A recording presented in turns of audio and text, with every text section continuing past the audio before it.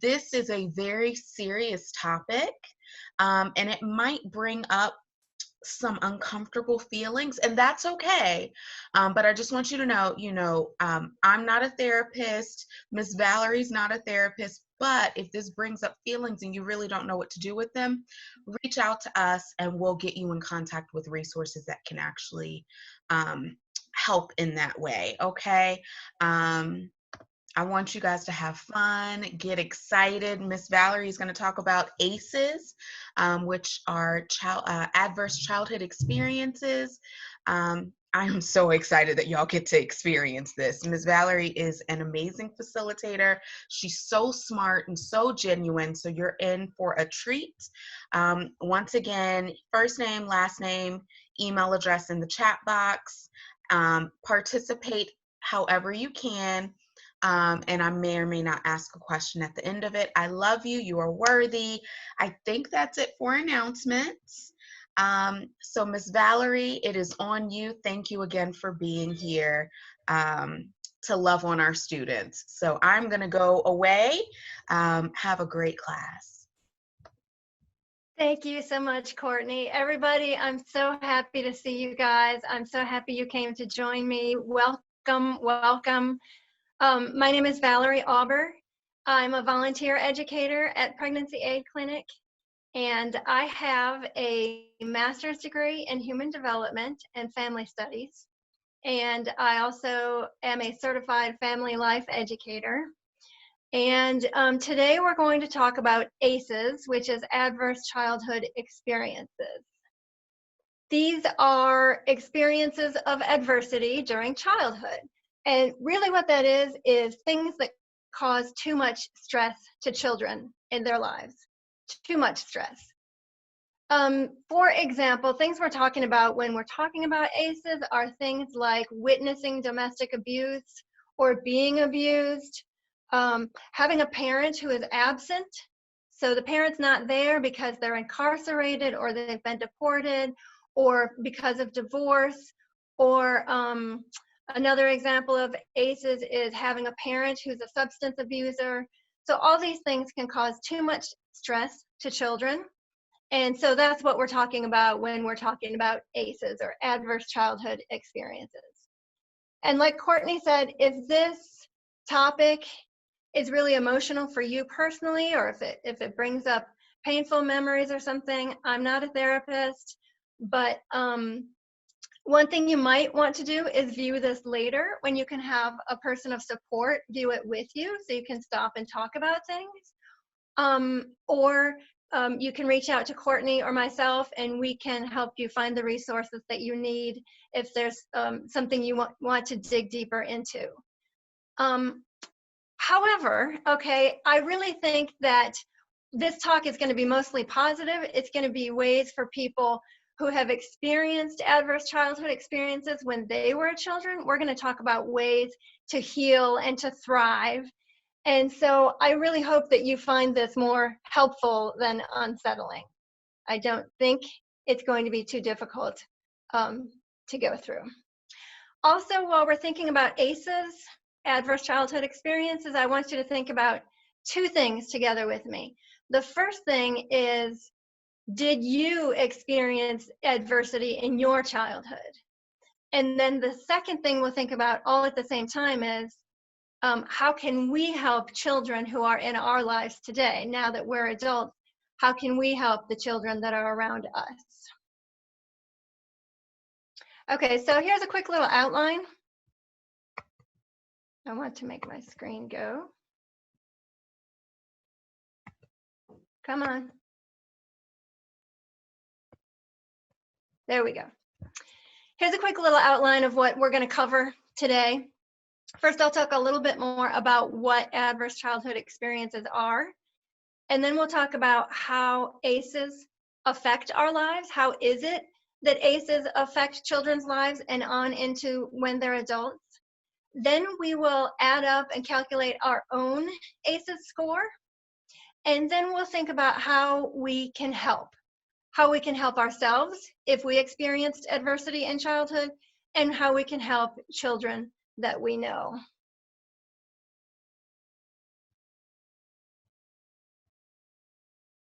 And at the end, if Courtney wants to, we can have a time for questions and answers. So if you have any questions that come up along the way, we'll try to answer those at the end.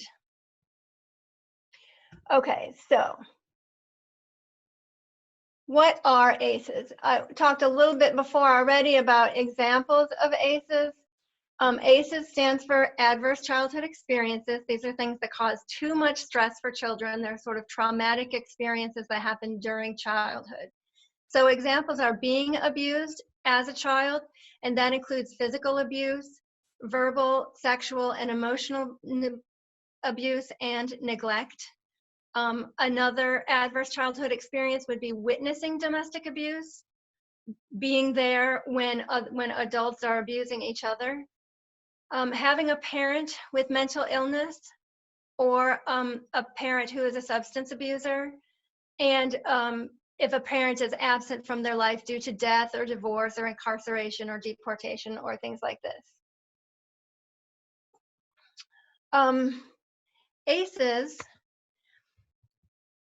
have been studied scientifically since the 1990s.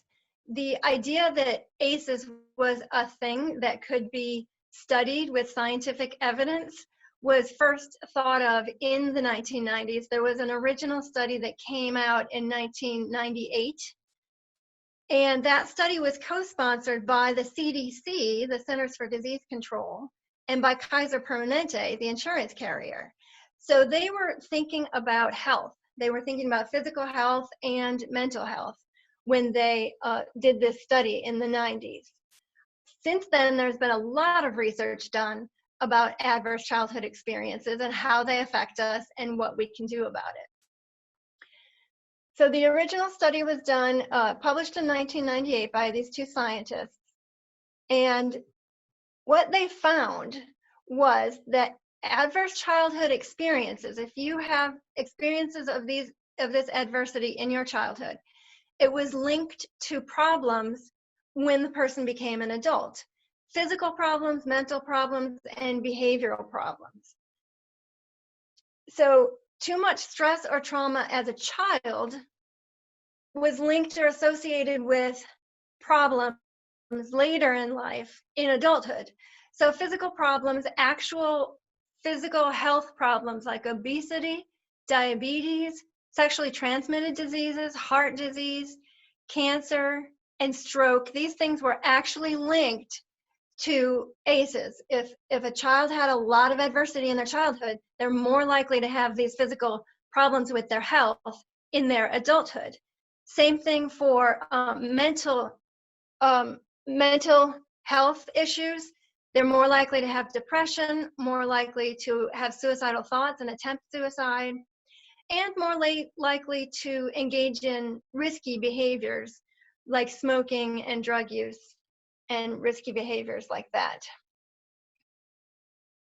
And then later studies have also shown links between ACEs and other outcomes like academic achievement, graduation rates, learning problems, problems focusing, problems controlling impulsive behavior, being aggressive, having aggressive behavior, being very quick to anger. So since that original study, which found the things that you can see on your screen, more and more studies have found other things that are linked to adversity in childhood. That original study also found that ACEs are very common. 2/3 of the people in the population have experienced at least one experience of adversity during their childhood. 16% of the population experienced 4 or more. And 4 seems to be sort of an important magic number. 4 or more is a lot worse for future negative outcomes than 0, 1, 2, or 3. And the original study also showed that the more ACEs a person has, the more likely they are to experience poor health outcomes, physical and mental health outcomes, when they become an adult. I'll show you on these charts. You can see how that works. The ACEs score is going along the bottom, and as ACEs scores increase, as you've experienced more and more ACEs, the chart on the top left shows that as you experience more and more ACEs, you're more likely to experience alcoholism as an adult. And the second chart on the top shows how ACEs scores are linked to depression in adulthood. And that shows the women on the red bars and men on the yellow bars. So the more ACEs a person has during their childhood, the more likely they are to experience chronic depression as an adult. The chart on the bottom left shows ACEs scores being associated with the risk of perpetrating domestic violence, so the risk of becoming a domestic abuser. And there they're showing women on the left and men on the right. And then the chart on the bottom right shows ACEs score associated with rates of prescriptions for antidepressants, which is just another measure for depression in adulthood. So these are some examples of how, as ACEs scores increase, physical and mental health negative outcomes increase in adulthood. The other thing is that ACEs tend to follow one generation after another. So a person who experienced a lot of adversity in their childhood may have children who then also experience a lot of adversity, which kind of makes sense, because if you think about it, if a person had a really stressful childhood, maybe they'll become an adult like the ones on these charts who has health difficulties or mental health difficulties, or maybe they would abuse drugs. And then if that person becomes a parent, it can be stressful for a child to live with someone who has those physical or mental negative outcomes or behavioral difficulties.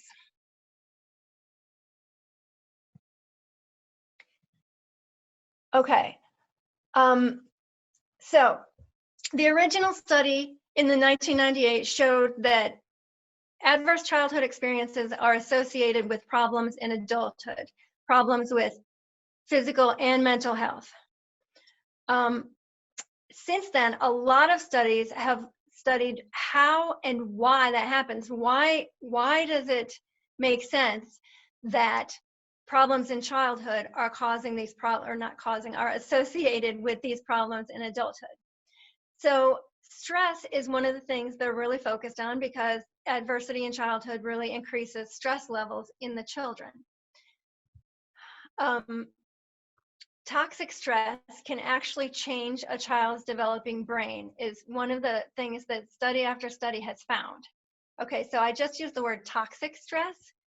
Stress can be good. Stress is a part of the human experience, and stress can be good. It kind of spurs you into action.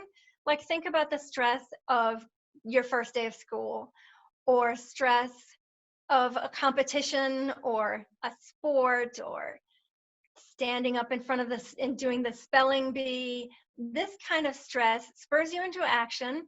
It sends adrenaline through your body, your heart beats faster, and so it helps a person do the things they need to do. Like the picture here of the people lining up at the starting line in a race. You can imagine that they've got adrenaline, crashing through their body, their heart rate is higher, and they are ready to run fast. And so this can be a good thing. So stress is a natural part of the human experience, and it can be good. It's not always bad. It can even be good if it's like the stress of coming face to face with a bear in the forest. So you're standing in the forest, you see this bear coming at you, your body releases adrenaline and cortisol, and your heart beats faster. And that's a good thing in this case, because it gives you the ability to run away from the bear even faster than you would normally run, or you would be able to stand and fight if you have to. And that is helpful for our human survival. But it's meant to be a short-term thing.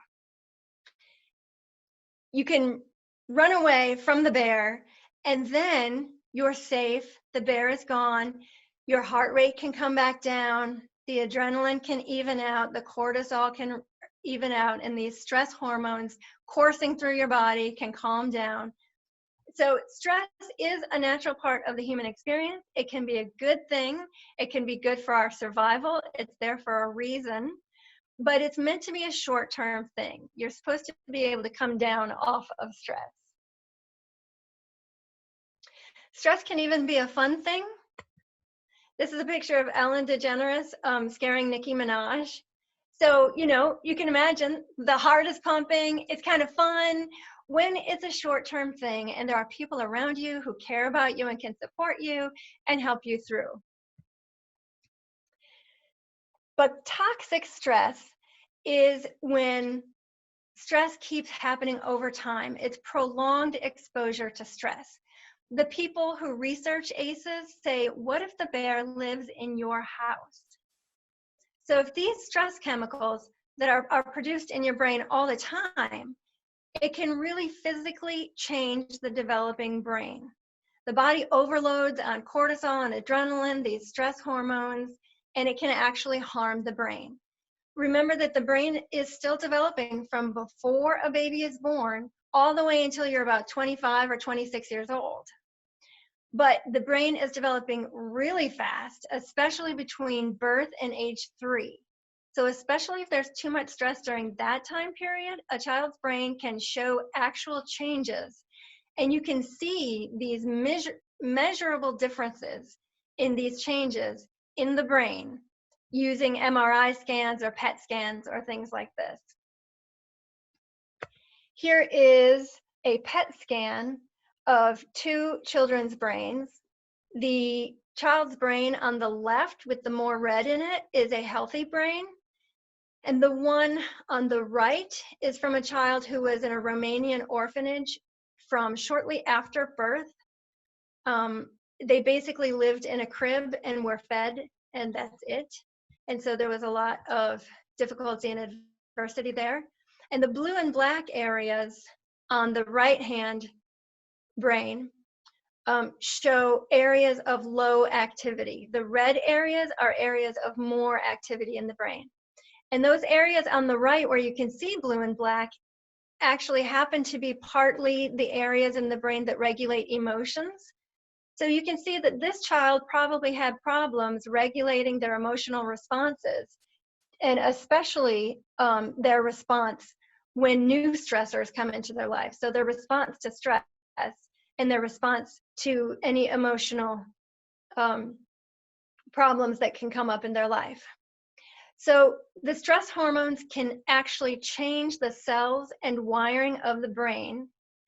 And so that behaviors like being quick to anger or having lower levels of focus that become hardwired in the brain. These are changes that are part of what causes there to be such a long-term effect on your physical and mental health, even into adulthood, if you had adversity as a child. The stress, the chemicals actually change the brain and the body, and then the brain and the body have an effect on our adult health. So too much stress hormones for too long, that's called toxic stress, which is prolonged exposure to stress. And at young ages, it can really impact how they regulate their emotions and behavior. And think about it, if a little person can't regulate their emotions and their behavior, that would have an impact on their schooling, on their relationships at home, their relationships with their friends or classmates, their relationships with their teachers. And then that can really have an impact on their future. It can lead to risky behaviors. It can lead to eventually being physically unhealthy. And, you know, we talked about obesity, diabetes, heart disease, stroke, and it can lead to them having social or emotional problems in their adulthood, like depression or alcoholism. Okay, so now I'd like us to calculate our own ACEs score. This list of 10 things, it's not an exhaustive list. There are other things that could cause toxic stress in a child's life, but this is the list that researchers used when they were studying ACEs. And as we go through it, I'm going to have you count up your own score just for yourself. We're not going to share them with each other. And as we do that, remember the ACEs are common. 2/3 of the population report having experienced at least one. So I'm going to read these to you in case you're only listening and not looking, or in case you're looking on a very small screen and you can't see all the words. And then you will score 1 point for yourself for every number that you can say yes to. And remember that you are thinking about your life, your childhood, before the day you turned 18. So the first one is, did a parent or other adult in the household often or very often swear at you, insult you, put you down, or humiliate you, or act in a way that made you afraid that you might be physically hurt? If you can answer yes to any of those questions, you get 1 point. If you answer yes to all of them, you still only get 1 point. Number 2, did a parent or other adult in the household often or very often push, grab, slap, or throw something at you, or ever hit you so hard that you had marks or were injured? If you can say yes to any of those, you give yourself 1 point. Number 3, did an adult or a person at least 5 years older than you ever touch or fondle you, or have you touch their body in a sexual way, or attempt to actually have oral, anal, or vaginal intercourse with you? Number 4, did you often or very often feel that no one in your family loved you or thought you were important or special, or your family didn't look out for each other, feel close to each other, or support each other? Number 5, did you often or very often feel that you didn't have enough to eat, had to wear dirty clothes, or had no one to protect you? Or your parents were too drunk or high to take care of you, or take you to the doctor if you needed it? Number 6, were your parents ever separated or divorced? Number 7, was your mother or stepmother often or very often pushed, grabbed, slapped, or had something thrown at her?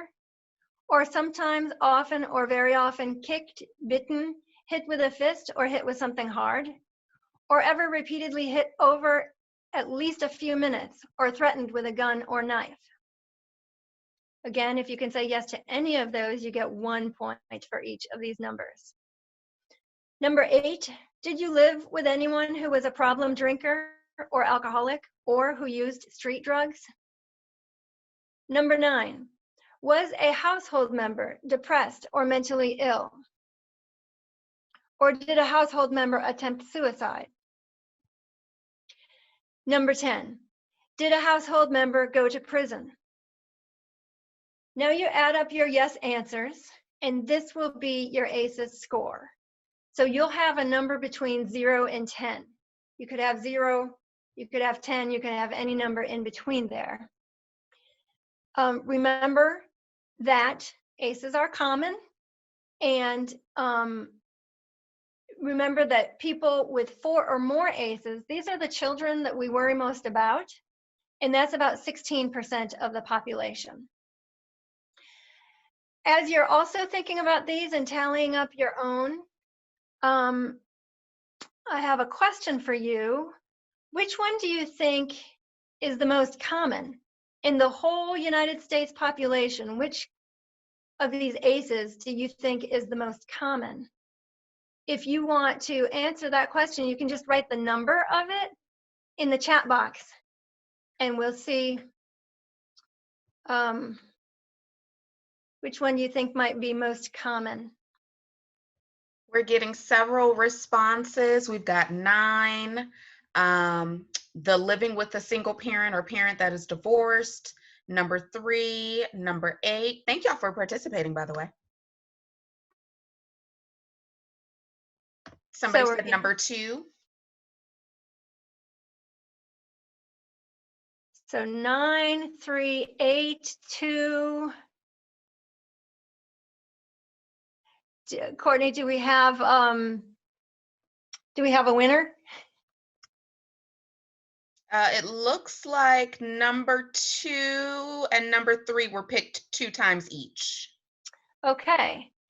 So the actual answer is number 8 is the most common in the United States, which is, did you live with anyone who was a problem drinker or alcoholic or used street drugs? So substance abuse is the most common of all these ACEs. So think of all the children across the United States who are living with adults who are having problems with alcohol or drugs. Okay, so now that you have calculated your ACEs score, now I'm going to tell you it's not all about the numbers.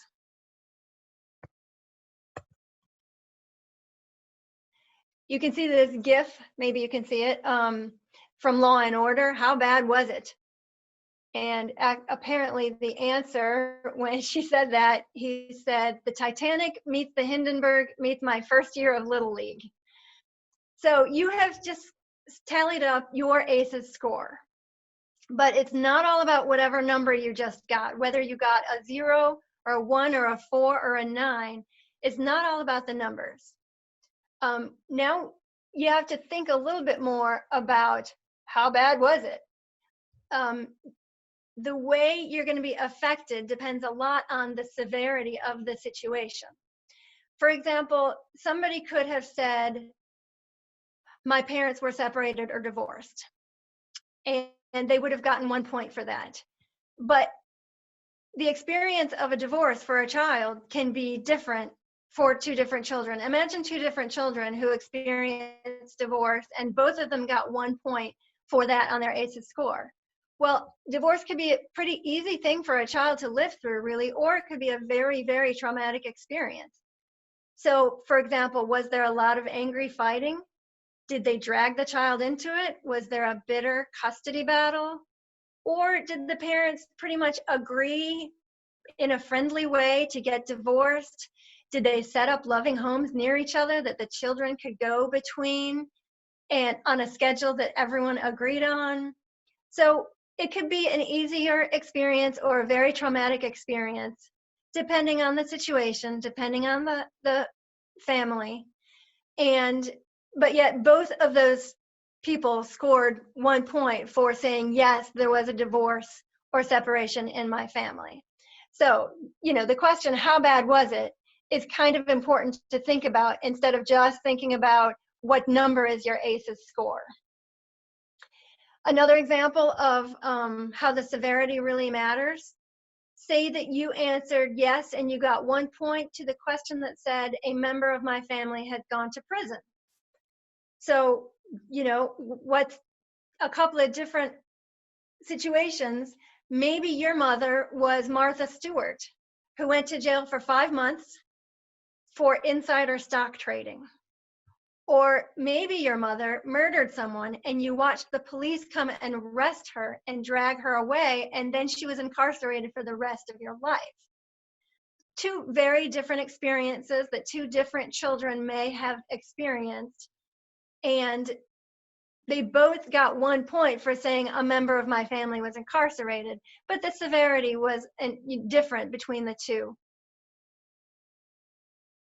It's also not only the severity, but the perception of the child. You may perceive your situation differently from another person. The way you look at it, can you put a positive twist on it? For example, there may be 2 people who answered, yes, someone in my family used street drugs. Maybe there are 2 people whose father both used street drugs.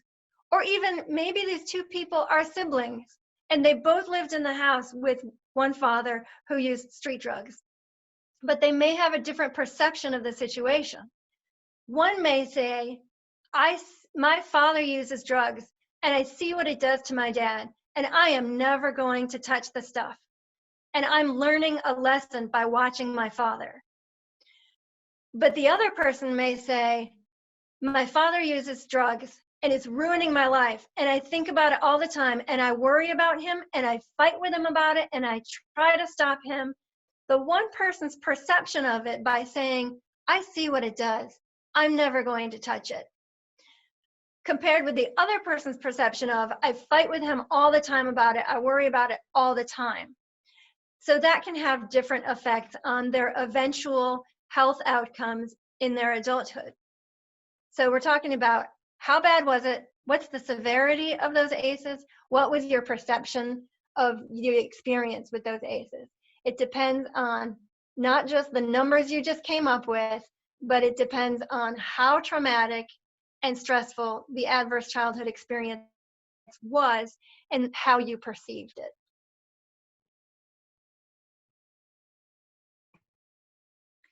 Okay, you may be saying to yourself, I experienced some of these things and I'm fine.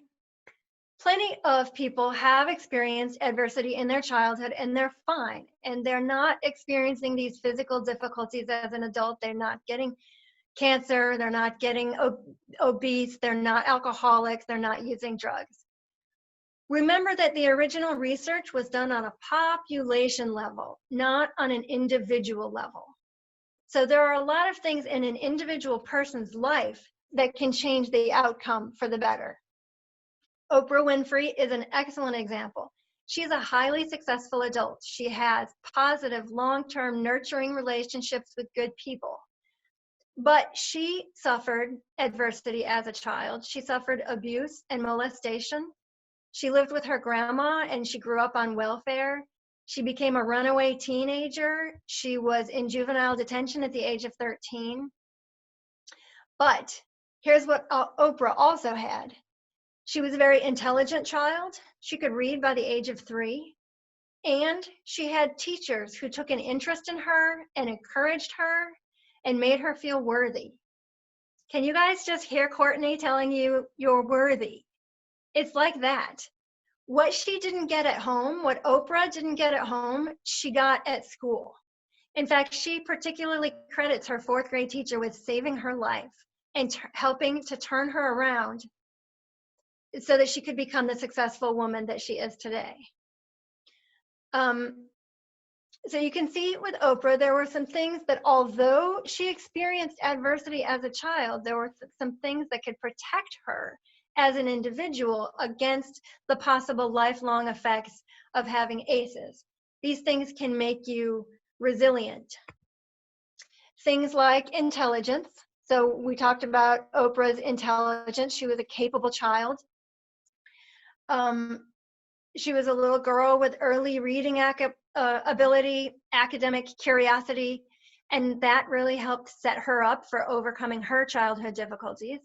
Or think of a child who's naturally very outgoing, charismatic, poised and friendly. That could be a protective factor. Their personality, even though they experience ACEs, their personality may protect them from having these negative outcomes as an adult.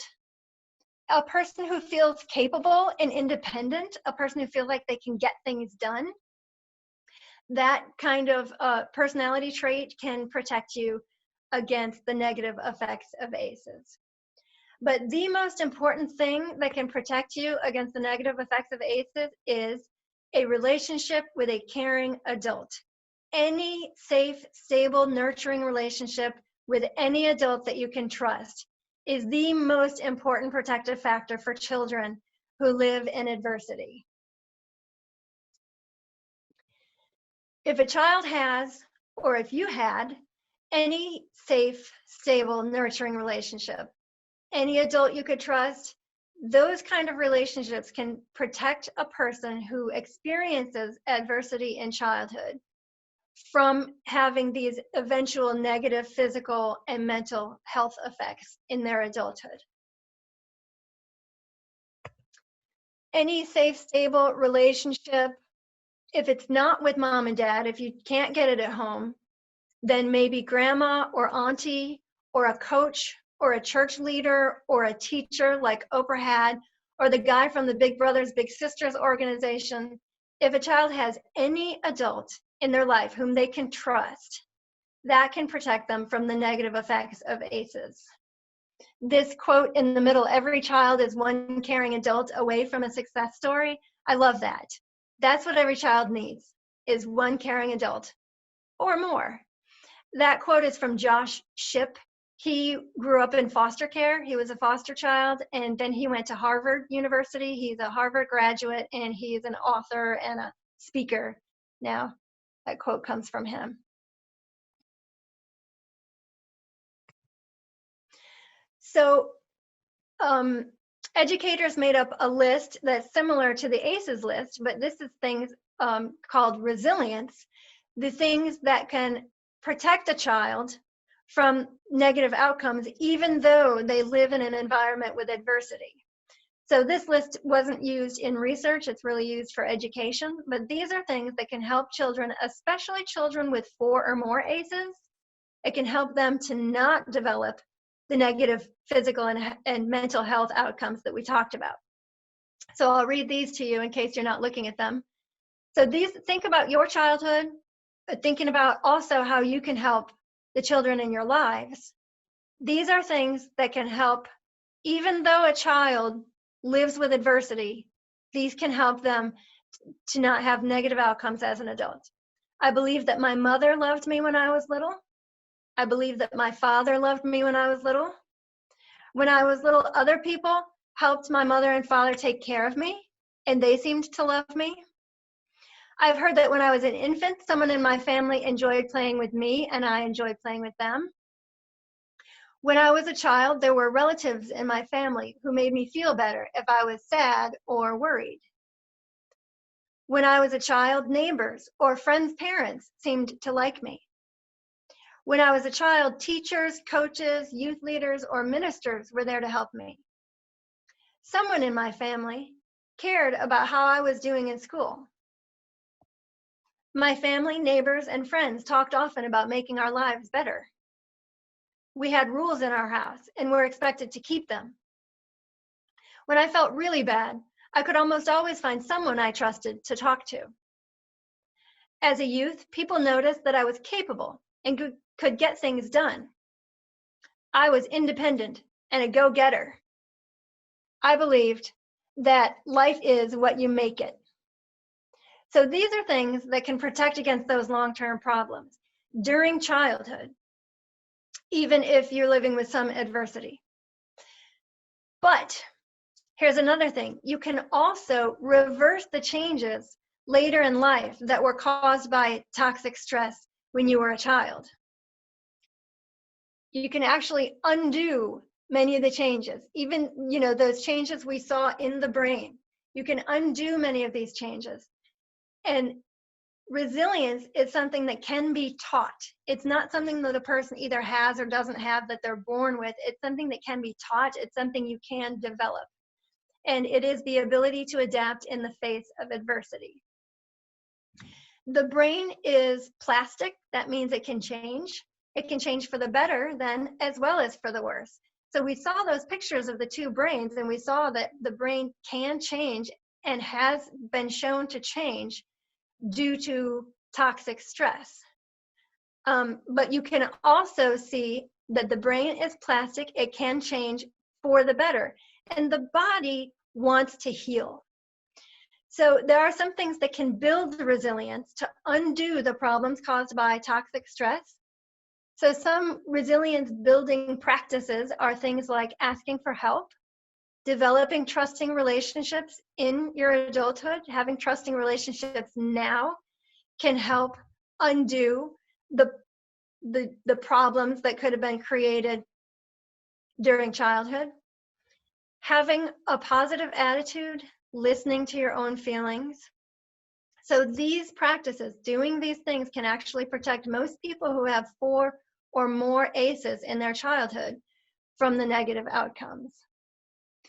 Also, leading a healthy lifestyle, like eating right, sleeping properly, getting good exercise, those things can undo many of the changes that toxic stress caused as a child.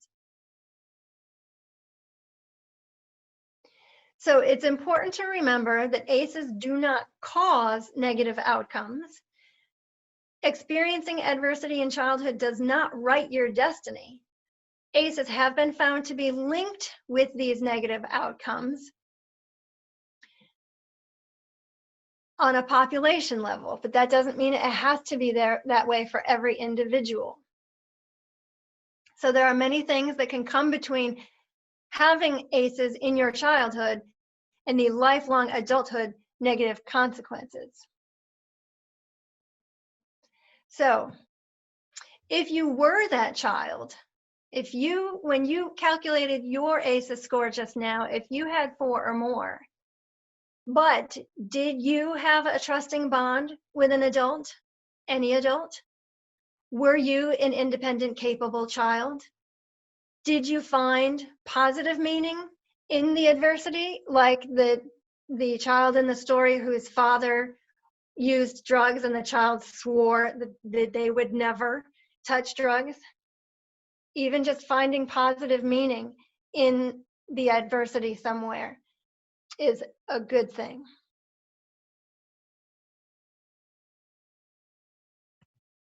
And it's not too late to overcome the effects of childhood adversity. You can try to build your resilience even today by asking for help, by developing good, trusting relationships with other adults now, with a romantic partner, with friends, with older people, with younger adults, with work colleagues. Forming a positive attitude is something you can do now, listening to your feelings and asking for help if those feelings are telling you you can't deal with it on your own, you need some help. These are things that can help you as an adult if you had a lot of adversity in your childhood. And if you know that child today, if you're an adult who has children in your life and you know a child that you think is experiencing some or a lot of the adversity that we talked about, some of the things you can do for that child are, first of all, try to decrease the number of adverse experiences they're having to lower that toxic stress they're going to be getting washing over their brains and the chemical hormones. Lower the number of adverse experiences. Keep them away from adults who would hurt them, physically or emotionally. Keep yourself away from people who would hurt you. Make sure you have your own mental health life in order. Go get help if you feel like you need help, including making sure that you have your use of alcohol and drugs in order. And keep your kids away from other adults who abuse substances.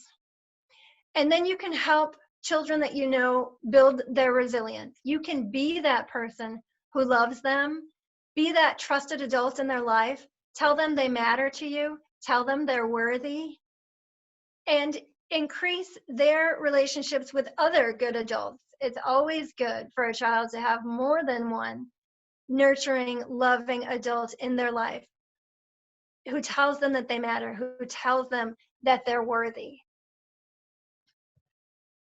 A child needs someone to love them, to value them. A child needs someone who makes them feel like they matter, who tells them that they are worthy. Now you guys know why Courtney tells you you're worthy every time she sees you. A child needs someone to trust. A child needs to be loved, nurtured, and protected. And so do you. So I hope you enjoyed learning about ACEs a little bit with me, thinking about them, thinking about whether you experienced ACEs as a child, thinking about whether you can help a child in your life. If you're interested, if you want to get some more information, these are some really good, great resources to learn more about ACEs. There's a website called acestoohigh.com. You can go on cdc.gov and search for ACEs under it, and they have really good information.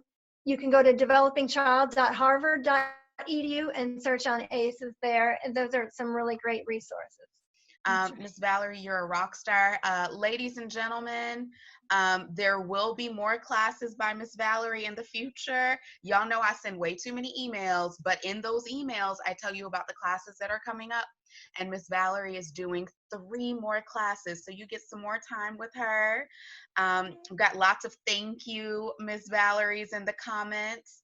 So if there's nothing else, I love you. You're worthy.